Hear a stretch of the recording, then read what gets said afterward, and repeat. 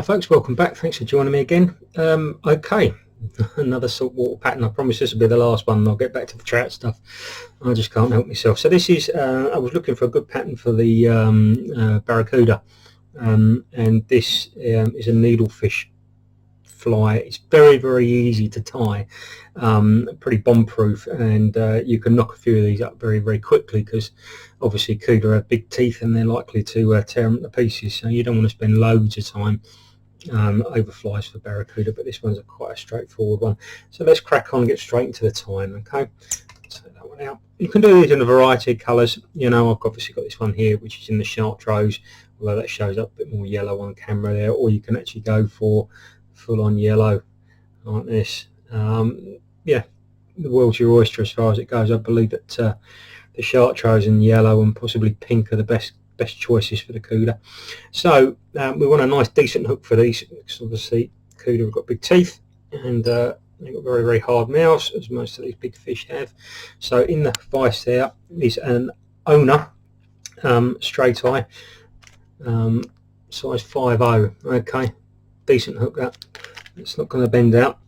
Thread for the chewer thread for this fly is Chartreuse again. It's just a Textreme 3/0, so I'll get a nice robust thread, and let's get that on here and get it worked on, and form ourselves a little base layer. As always folks, if you enjoy these videos, please click like, click subscribe. Any requests, put them down in the comments boxes, and I'll see what I can do. And I do promise I shall get back onto trout flies sooner rather than later. I'm just a bit obsessed at the moment. Right, let's work this all the way down to the back of the hook. And I'm going to form ourselves a little bump at the back here. It just helps to stop things from sliding off when you're tying these flies, especially on these bigger hooks, and they get a little bit slippery. So you just, by putting this bed down first, it just helps everything stay where it's meant to stay. So I'll get in there and just form this little bump in here. So a really pretty quick fly to tie this. There's not a lot to it, and it will suffer a bit of abuse as well. Easy to cast as well. There we go, a little bump in the back there. That's just going to give us something to tie to. Again, bring that thread back up, and I'm going to put a little drop of super glue on this just to stick it all down. Doesn't do any harm with your saltwater flies, just to keep putting a little dab of super glue in as you're working on them, because they go for an awful lot of abuse. These aren't like trout and your normal species we're used to fishing for. These things are pretty brutal. So there we go. Okay, I want to give the tail a little bit of support to stop it from tangling up, so I'm going to take a little piece of, that's just 40-pound mono there. Okay, the little piece there, a couple of 3 inches long, bend that in half, just kind of slightly pinch it down, and I want it to come over the back there, whatever you fancy. You know, there's no right or wrong for this. I want it to come over the back there by a good inch, just to stop any potential tail wrapping in the cast. Although the material we're going to use for the tail is pretty good. It stays quite nice and straight when you're casting it, and it's not that liable to wrapping. It dries very quickly. It's just a predator hair. There's all sorts of names for it: predator fibres, saltwater fibres, baitfish fibres. It's Kanekalon is what it is the material. I believe that's what it's called, Kanekalon. Readily available if you do a little internet search, in all sorts of different colours. So there we are, just wrap that in, tie that in, and that's just going to give us a little bit of support. Take it around the back of it a couple of times as well, just to keep it held up a bit. There we go, nice. That sort of needlefish profile. Okay, so as I said, the main body for this is this stuff here, this predator hair stuff, whatever you want to call it, and this is in Chartreuse. Again, it looks yellow on the camera, but this is, to my eyes, this is a very bright green, but it's all the same sort of stuff. And I'm going to take a nice little hank of this. I'm looking for something about 6 or 7 inches long, so it's quite a nice long fly, this. So I've just taken a hank of that off there and cut that down, as you can see, nice decent long hank of that with a little bit of a taper at the tail there. We're going to comb this out afterwards anyhow to get rid of any of these loose fibres. So all I'm looking for is a nice, get that end together there, and I want to just trim that off so it's nice and flush for me to tie that in. Just give it a nice trim, and then we'll offer that up to the hook, and we'll just tie that down right back here. And just get that in. Not too thick with this, not too heavy with it, you know, it's you're just really trying to get that shape, that baitfish sort of profile, that baitfish sort of shape, as opposed to a direct imitation of anything. That's fine, that's gone in there nicely. Now we're going to put a little bit of flash in here as well. Don't worry about these few loose hairs in here. As I say, we're going to, once we've done this, we're going to comb this out, and that will tidy it all up. So I'm going to take a little bit of pearl flash here, take half a dozen pieces over there. 3 long strands. I'm going to double that over, cut it, and I'm going to double it over again when I come to tie it in. So I'm going to lay that up next to it, find my midpoint, which is about there, and I'm just going to pop that in.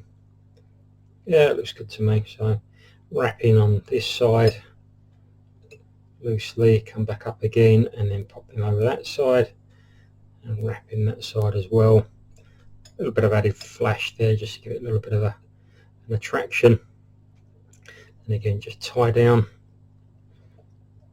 smash in, that's all in there nice and tight. Little gill covers in here, a little flash of red in here. You can use red or you can use orange. I'm going to use red on this one. Again, same material, same predator hair. I'm just going to take a little hank of it here, not too heavy on it.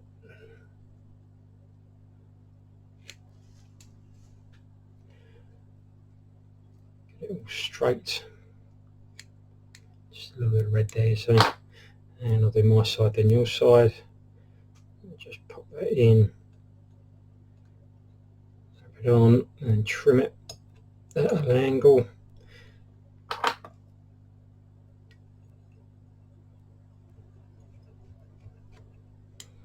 Like that.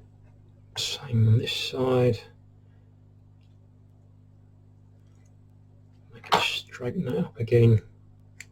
There you go. Lovely. Nice and tight. Cut it at an angle. You can use all colours for this, whatever you want to use. Right, and then we're just going to tidy all this up, just to cover all that red up. Get a nice bit of a shape there, starting to give me a bit of a head shape. Build it up a little bit. So they're dead easy to tie these things. It really don't take a lot to tie them. They're definitely going to do the job. You know, the big predators out there, sharks will have this as well. Wherever you're going, I wouldn't mind betting if you chuck one of these at a pike in the UK, I'd have it probably a bass in a slightly smaller size and a yellowy colour as a sand eel imitation. Right, and we'll build that up nicely, and we're just going to take that down and make sure everything's covered up. And this is pretty much the end of the tying now, just to make sure you've got a nice base colour down there, so it's all right the way down to the eye and back up again. So that's all I'm looking for. That'll do, mate. I'll tie this off now. It's the end of the time part of this. Lovely. A couple of eyes on this. Anything you like, whatever you like. I've just got some silver hollow eyes there. You can use any colour, whatever you fancy. I don't think you make an awful lot of difference. A little dab of super glue either side. This glue's just about had it now. A little dab in there, a little dab there. That's fine. Just to secure these eyes. Take 2 of them. One on there, and then one on your side. Like that. they're nice and equal. They look pretty good to me. Pretty equal to me. Right, and then we're simply going to fill in the gap now with the UV. Okay, and we're going to get this UV in there, and we're just going to keep setting it and just build that head up, just a little bit at a time, area at a time. So I'm getting a little bit of UV in, just in there, just to give this little round head. I'm just trying to fill that gap in there before it moves too much. Leave it a blast. Once you get your shape of the head, you can sort of play around with it a little bit with that initial. Get a couple of good bumps of this stuff in there, and then set it. Same underneath, turn it upside down. We do the same in here. Nice big bump of it in there, just to fill that gap in between the eyes. Right before that moves, give it a little blast.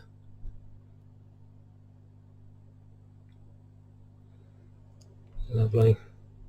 And now we can start to give it a bit of shape. So again, a little bit on top here, and we'll get the brush on it and start moving this about a bit and just manipulating it a little bit. And that looks quite good like that. Give that a blast actually, that looks just about right there, and then we'll do the other half, the other side. It's good, this stuff. If you work with it quick enough, you can really get a nice quick shape with it. It does what it's meant to do. Again down here, a little bit of that long. Lovely. Just turn that around the hook a little bit and get the brush out while that's still wet, and we'll just start to just turn that round just to give it a little bit of a round, get those eyes, a little bit of UV around the eyes, keep that moving, and it won't set anywhere in particular. That's lovely.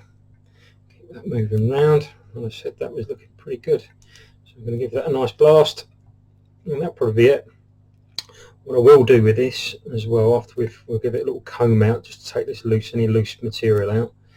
I shall also, when this is dry, give this a little coat of varnish just to make it absolutely bomb proof. Give it a little coat of varnish over the top of it, and also smooth it off as well. So there's some nice and dry now. Yep, that's all absolutely dry now. We're just going to take a comb. I'm going to give this a little bit of a brush out just to take any of this loose stuff, because there'll be a bit of loose stuff in here. Just to take that out, straighten everything up. It's looking pretty good. I'm happy to chuck that all day long. You can see it's quite nice and light. I've got a couple of straggly long ones at the end here. Just going to clip them off. So it's all nice. Straggly one now. There we go. She's got a lovely profile to it, but that's, you know, it's got no weight in here. Very, very easy to throw a fly like that with not a lot of weight. So now we're happy that this is dry. I'm just going to finish it off very simply, with the hard as nails over the fly, just to make sure it goes all the way around. And once that's set, that'll be absolutely bomb proof. You'd be happy to chuck that all day long. And a couple of these, you don't need many of them, a couple of them in your box. As I say, I think Chartreuse is green or yellow are the colours, pink as well. It might be worth having one or two of, but that is a very, very straightforward, very, very simple needlefish pattern for Cudas and other big predators on the reefs and the flats that you might come across. Again, thanks very much for watching. Hope you enjoyed that. Please click like and click subscribe, and we'll get some fishing videos and stuff out to you very, very shortly. Thanks very much, folks. Bye bye.